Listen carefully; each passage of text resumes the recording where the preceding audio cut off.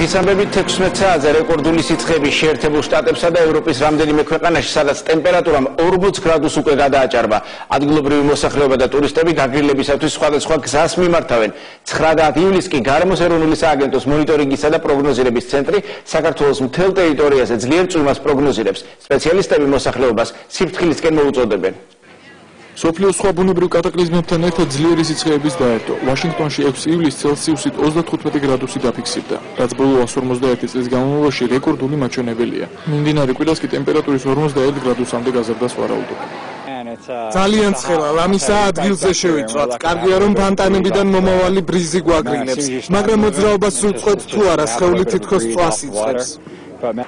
არნახული სიცხეებია უნგრეთშიც, დიდი ქალაქების ადგილობრივმა მთავრობებმა ცენტრალურ სკვერებში და პარკებში გამაგრილებელი მოწყობილობები დაამონტაჟეს. მსგავსი რამ ჩემს ქვეყანაში არ არის, ნამდვილად კარგი იდეაა, დაბრუნდები თუ არა, აუცილებლად უნდა შევთავაზო ჩემი ქალაქის მერიას ეს იდეა. ბუდაპეშტში 40 გრადუსი სიცხეა, რაც ამ ქალაქისთვის ახალი რეკორდია. წლიდან წლამდე სიცხეები სულ უფრო და უფრო იმატებს, ვთვლი რომ რაიმე სახის ადაპტაცია უნდა მოვახდინოთ და მომავალში მსგავს სიცხეებს მზად დავხდეთ. იტალიაში ძლიერ სიცხეებს აფრიკიდან მომავალი შიპიონის ქალის დაემატა, რომელსაც აფრიკული თბილი ჰაერი მოყვება. პარასკევს ადგილობრივმა მეტეოროსადგურებმა წლის ამ დროისთვის რეკორდული ტემპერატურა 41 გრადუსი ცელსიუსით დააფიქსირეს. მაღალი ტემპერატურა დაფიქსირდა ავსტრიაშიც, რაც ალპების რეგიონში ნამდვილად უჩვეულოა. გასულ კვირას თერმომეტრის ნიშნულმა აქაც რეკორდულ მაჩვენებელს 27 გრადუს ცელსიუსს მიაღწია.